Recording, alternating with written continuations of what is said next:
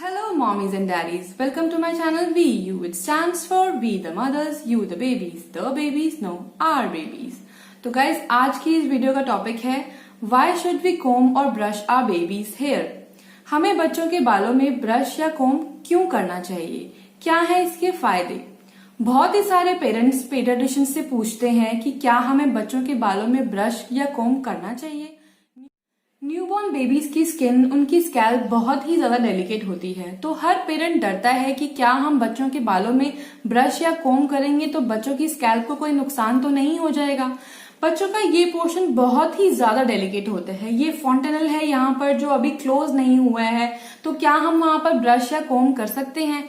वहां cradle cap है, तो क्या हम ब्रशिंग या कोम्बिंग कर सकते हैं। तो देखिए, जब तक क्रेडल कैप है सर पर तब तक आप बच्चों के बालों में कोम्बिंग नहीं कर सकते, लेकिन हाँ आप ब्रशिंग जरूर करिए क्योंकि इसके बहुत ही ज्यादा फायदे हैं। तो चलिए जानते हैं इस वीडियो में क्या है बेनिफिट्स बच्चों के बालों में ब्रशिंग और कोम्बिंग करने के, और फिर जानेंगे कुछ टिप्स। तो चलिए वीडियो को स्टार्ट करते हैं। पहले जानते हैं बेनिफिट्स। तो पहला बेनिफिट है it promotes healthy blood flow. अगर छोटे बच्चों के बालों में हम ब्रशिंग करते हैं सॉफ्ट ब्रिसल्स वाले ब्रशेस से, तो it will increase the blood flow to scalp and stimulate it. Also अगर हम बच्चों के बालों में रेगुलरली ब्रशिंग करते हैं तो बच्चों के हेयर जो होते हैं बहुत ही हेल्दी रहते हैं। तो ये है पहला बेनिफिट। दूसरा बेनिफिट है it helps relax the baby. बच्चों के बालों में बहुत ही जेंटली कोम्बिंग से और ब्रशिंग से बच्चों को एक थेराप्यूटिक फीलिंग मिलती है। बच्चों को बहुत कामनेस फील होती है, इतनी कामनेस फील होती है कि कभी कभी तो बच्चे ऐसे ब्रशिंग करवाते करवाते सो भी जाते हैं। तो बच्चों को नींद भी अच्छी आती है अगर उनको एक हेड मसाज मिल जाती है ब्रशिंग के थ्रू। तो ये है दूसरा बेनिफिट। थर्ड बेनिफिट है it stimulates the nervous system.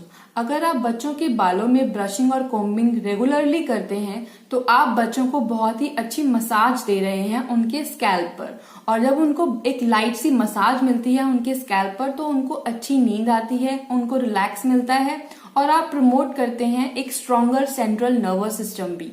आपके बच्चों का नर्वस सिस्टम स्ट्रांग बनता है, आपके बच्चों का ब्रेन हेल्दी होता है। तो ब्रशिंग और कोम्बिंग के बहुत ही अच्छे फायदे हैं, तो हमें ब्रशिंग और कोम्बिंग जरूर करनी चाहिए, लेकिन प्रिकॉशंस के साथ। तो ये है तीसरा बेनिफिट। फोर्थ बेनिफिट है it clears the cradle cap. Newborn babies के स्कैल्प के ऊपर एक फ्लेकी सी, एक क्रस्टी सी स्किन डेवलप हो जाती है, उसे बोलते हैं क्रेडल कैप। वैसे तो ये बिल्कुल हार्मलेस है, अपने आप ही कुछ महीनों में गायब हो जाती है, लेकिन अगर आप बच्चों के बालों में ब्रशिंग करते हैं तो ये थोड़ा जल्दी निकल जाती है और इसके दोबारा होने के चांसेस भी कम हो जाते हैं। तो ये है फोर्थ बेनिफिट। फिफ्थ बेनिफिट है it helps groom your baby.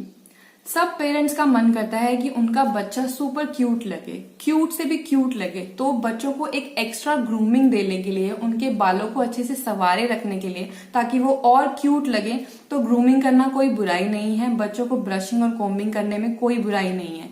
Specially जब बच्चे सोकर उठते हैं तो उनके बाल बहुत ही ज्यादा मेसी होते हैं, तो अगर आप बच्चों को ब्रशिंग या कोम्बिंग कर देंगे तो बिल्कुल वेल ग्रूम बेबीज बन जाएंगे वो। और वेल ग्रूम बेबीज सबको अच्छे लगते हैं, सबको क्यूट लगते हैं, सबको नीट एंड टाइडी बच्चे बहुत ही क्यूट लगते हैं। तो फिफ्थ बेनिफिट है ये हेल्प करता है आपके बच्चों को ग्रूम करने में। तो अब हर मदर के दिमाग में एक क्वेश्चन आता है कि कब से स्टार्ट करनी चाहिए कोम्बिंग और ब्रशिंग करना। तो देखिए, ऐसी कोई सेट एज नहीं है कि आपको कब स्टार्ट करना है, डिपेंड करता है बच्चों के बालों की डेंसिटी के ऊपर। कुछ बच्चे पैदा होते हैं जिनके सर में बाल होते ही नहीं है, कुछ बच्चे ऐसे पैदा होते हैं जिनके सर में बाल थोड़े से होते हैं, और कुछ के बाल बहुत ही ज्यादा घने होते हैं। तो आपको ध्यान रखना है कि आप जब बच्चों के बालों में ब्रशिंग करें तो ऐसे ब्रशेस यूज करें जो स्पेशली बेबीज के लिए होते हैं। बहुत ही सॉफ्ट ब्रिसल्स वाले ब्रशेस को ही यूज करके ब्रशिंग करनी चाहिए। आपको बस ये ध्यान रखना है कि आप बच्चे के स्कैल्प पे कोई हर्ट ना करें, कोई इरिटेशन बच्चे को उससे ना हो। बस इन बातों का ध्यान रखना है आपको, और कुछ टिप्स फॉलो करने हैं ब्रशिंग करते टाइम। चलिए आइए डिस्कस करते हैं उन टिप्स के बारे में भी। तो पहली टिप है, हमेशा बच्चों के लिए जो आप ब्रशेस और कोम्स यूज करते हैं उनकी ब्रिसल्स सॉफ्ट होनी चाहिए। ऐसे ब्रशेस और ऐसे कोम्स होने चाहिए जो बच्चों के लिए स्पेशली रिकमेंडेड किए जाते हैं। आप किसी पीडियाट्रिशियन से पूछ सकते हैं कि कैसे होते हैं, और मैं आपको दिखा भी देती हूँ कि किस टाइप के ब्रशेस आप बच्चों के स्कैल्प पे यूज कर सकते हैं। कुछ इस तरीके के होते हैं, बहुत ही ज्यादा सॉफ्ट ब्रिसल्स वाले ब्रशेस। तो ये था पहला टिप। दूसरी टिप है, इंश्योर कि आप बच्चों के जो कोम यूज कर रहे हैं उनके जो टीथ हैं वो बहुत ही वाइड हो। आपको ऐसी कोम्स यूज नहीं करनी जो आप अपने बालों के लिए यूज करते हैं। तो मैं आपको दिखाती हूँ कि किस तरीके की कोम्स होती हैं जो बच्चों के बालों पे आपको यूज करनी होती हैं। कुछ इस टाइप की होती हैं। इनके आगे ये छोटा सा यहाँ पे जो ये गोल गोल है ये थोड़ा सा मोटा है, तो ये बच्चों के बालों पे नुकसान नहीं करता, और ये बहुत ही वाइड है। आप इसके टीथ देखेंगे तो ये बहुत ही वाइड है। और ध्यान रहे हमेशा कि जब ये कोम्स कुछ इस हालत में पहुंच जाते हैं कि ये आगे पीछे इसके ब्रिसल्स हो जाते हैं, तो आपको ये बंद कर देना है यूज करना, क्योंकि इससे आप बच्चे को हर्ट कर सकते हो। बच्चों के बाल उलझ सकते हैं बहुत ही ज्यादा। अगर आप ऐसी कोम्स यूज करते हैं तो बच्चों के बालों को डिटैंगल करने में बहुत ही हेल्प होती है।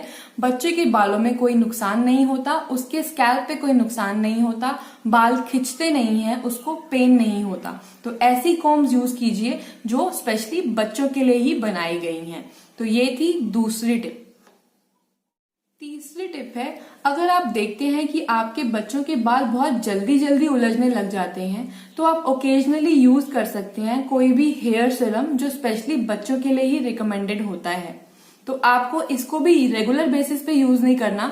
Don't make it a habit of using it regularly. आपको यूज करना है कभी कभी, जब बहुत ही ज्यादा टैंगल्ड होते हैं बच्चों के बाल, तभी आपको यूज करने हैं हेयर सीरम्स भी। ये थी तीसरी टिप।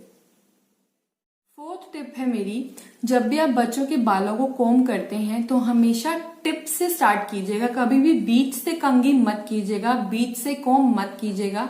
इससे आप बच्चों के बालों को और उनकी स्कैल्प को हर्ट कर सकते हैं।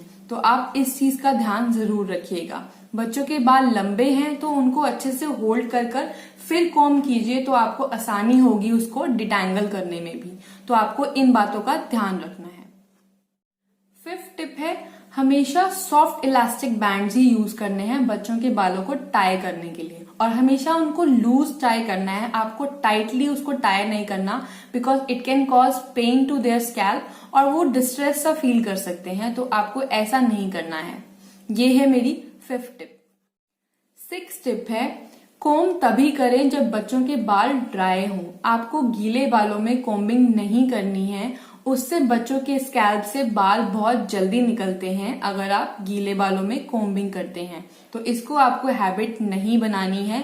बच्चों के बाल सूखने का इंतजार करें या एयर ड्राई करें, उसके बाद बच्चों के बालों में कोम्ब करें। ये है मेरी सिक्स्थ टिप।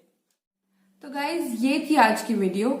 अगर आपको ये वीडियो का कंटेंट पसंद आया हो, ये जो इन्फॉर्मेशन मैंने आपसे शेयर की है वो पसंद आई हो, तो प्लीज लाइक कीजिएगा, शेयर कीजिएगा और मेरे चैनल को सब्सक्राइब करना बिल्कुल मत भूलिएगा। चलिए अब मिलते हैं अगले किसी टॉपिक पे, अगली किसी वीडियो पे। तब तक के लिए टेक केयर, बाय बाय।